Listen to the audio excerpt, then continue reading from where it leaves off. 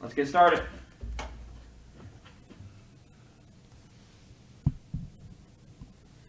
John Hale, we'll start with you.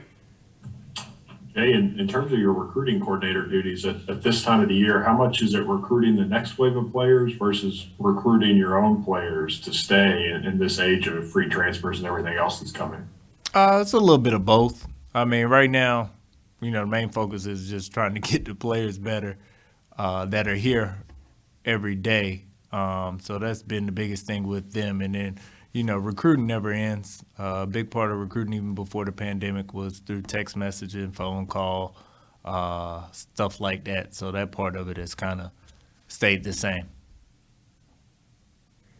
Jerry Tipton will go to you, and then Larry Vaught. Jay, obviously the season hasn't gone as well as you guys would want. At this stage, what do you call upon to motivate the guys to, keep at it? They have pretty good motivation right now. I mean, they haven't folded, they haven't stopped working or anything like that. So that's been the one positive with, like you're saying, how the season's gone. But I think they still understand, what we have ahead of us. We take it one game at a time, and then we'll just focus on, once we get to the SEC tournament, one game at a time there, and see what happens.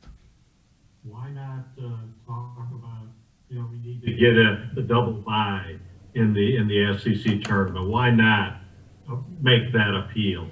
Well, the main thing is just trying to win every game and get to each game. And a lot of the double bye and stuff like that, you also have to account for what other teams do and how they play and stuff like that.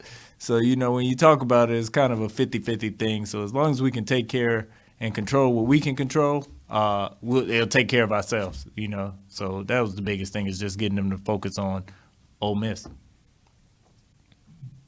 Larry Vaught, go ahead. Yeah, Jake, could you kind of just give a little bit of an update about how Cameron and Lance are progressing? They're progressing good. They get a lot of reps and a lot of stuff in practice. They haven't played as much in the games. We've kind of, with how the game's been going, and us, winning 3 of the last 4, I think, and how we played, the rotation kind of slimmed down to, I want to say we're playing probably 7, 8 people. So they're just on the outside looking in, but they're doing a good job and getting extra work in, extra weight room, and things they need to do. For a guy like Cameron, we really haven't seen much of him at all. What kind of improvements has he made? How's he better now than he was when you first got here and started working with him? Well, I think he's understanding the game a little bit better, and that's been the biggest thing with the team this year and the freshmen we've had, is just getting them to understand the game a little bit better. And, he's in good shape, playing with high motor, high energy, and that's a big thing for Cam, of how he'll be successful, is just the energy and the effort he plays with. So understanding how to put that also with thinking through the game and understanding new terminology and stuff like that, he's done a good job. Ken Spencer, I'll come to you, and then to John Clay. Jay, did the Texas A&M game get canceled last week? Did that kind of hurt you guys? Because it seemed like you guys were on a pretty good rhythm, and then next thing you know, boom, there's a week, between games. Did you think that hurt this team a little bit? Yeah, in retrospect, you can say that, and that's part of the year. That's part of the COVID season. We had a little rhythm going, and you want to do everything to keep it going. And that pause and that break, and you kind of saw it with some of the other teams coming out of break, like a Baylor at a Kansas. You just can't, when you don't have a rhythm and something happens, and it can be one game like the Texas A&M thing, it just throws you off, out of sync, especially for a team like ours who have kind of been up and down all year. When you find something, you have a little momentum, you kind of want to do everything to keep it going. John Clay, go ahead. Jay, kind of going back to your playing days, Cal said after the game that the team reverted in some aspects, some bad habits kind of came back again. When that happens, is that more of a mental thing or a physical thing? It can, it's hard to say, because you can say it could come from us not playing, and then there being just this gap of, you don't know what kind of hangover you're going to have from being off for that long. I think that was a big part of it. And then, we were coming off something I think that we hadn't had all year, if I'm correct, a 3-game win streak. And then you don't, the second time. So you just don't know what type of stuff they're getting and what they're reading and stuff like that. So this is a little bit of everything. Jerry, I'll come back to you and then Larry.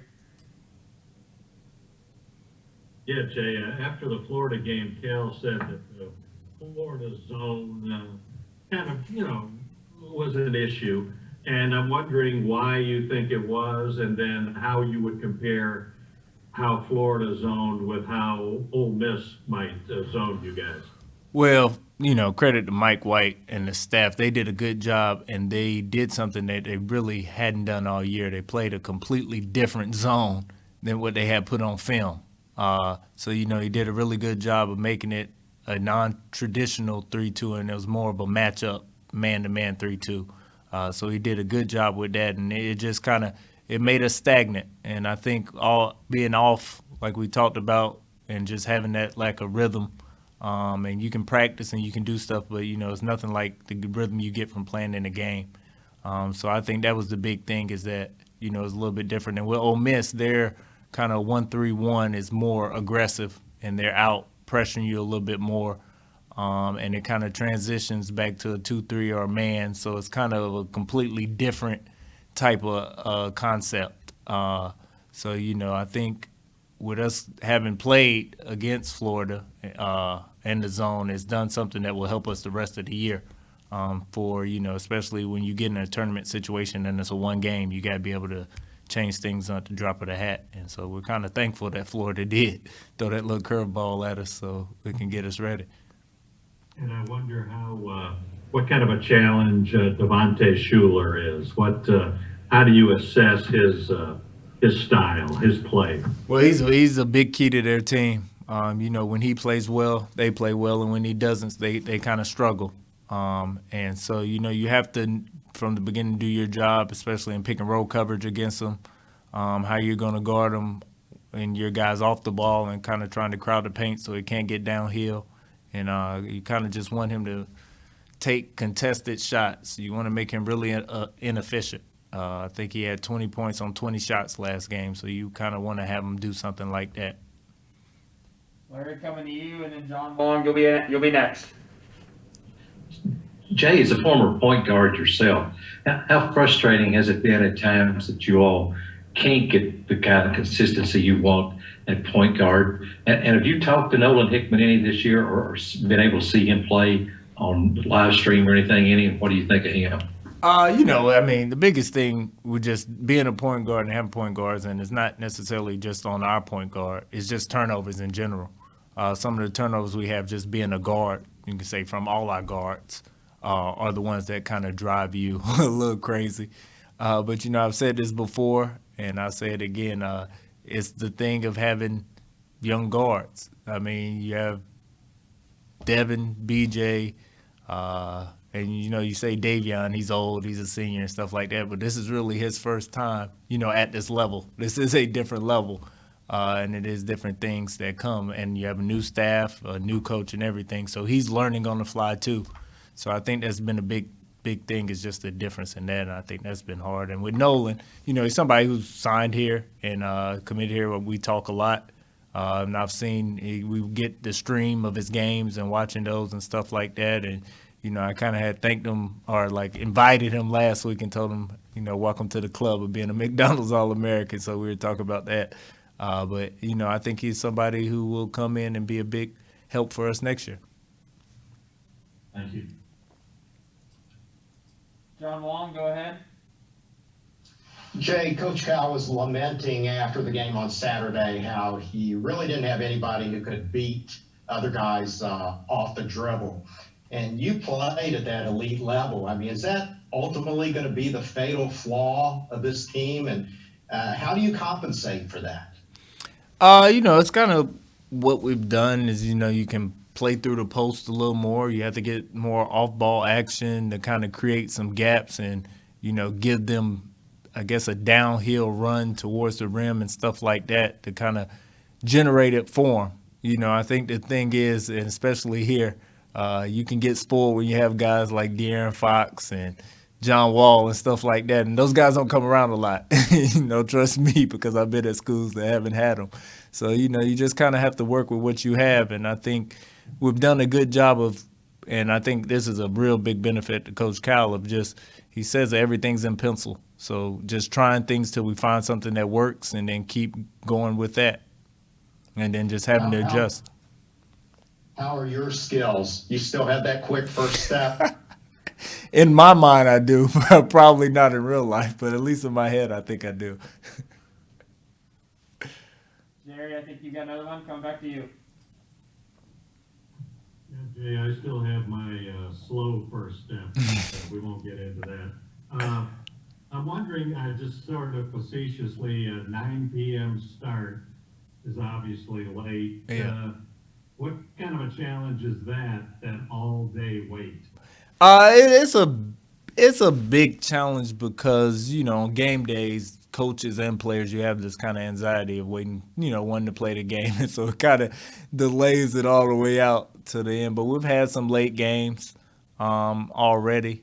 I think this might be our first one on the road because we're supposed to play Missouri late, but that one got changed. So I think it's something that we'll be ready for. And I think with the short turnaround, the Saturday, Tuesday, it gives you a little more time to let your bodies rest too. So I think we'll be okay. How do you fill that time? You know what I mean? What sort of things do you? Well, you just kind of push everything back later. So, your shoot-around time will be a little bit later. Your pregame meal and film will be a little bit later. I think on the front end, you just let them sleep in a little bit later and then try to keep them up, after pregame and stuff like that. But you just give them more time on the front end to rest. Thanks. Larry Vaught, back to you. Jay, just wondering, when you look at Isaiah, and sometimes the way he gets in foul trouble, I sit here and say, man, don't make those silly fouls like that. But as a coach, do you talk to a guy about foul trouble, what to do or not do, or do you not mess with him so you don't make him maybe foul more? No, I mean, you have to talk to him because he's one of our most important players, both on the defensive end and then the way he can rebound and get stuff on the offensive end as well. So we have to talk to him about it. And he's a freshman. There's no other way to put it. Some of the fouls and the stuff he does, he just makes freshman mistakes. And, I think it's just the benefit of, we started to play better these last couple of weeks. And it's just the timing of the year of having to finally get them where they understand completely what you're trying to tell them and little stuff like you're saying with fouling and stuff. And then it just being able to carry over. This is stuff that probably would have happened at the beginning of January.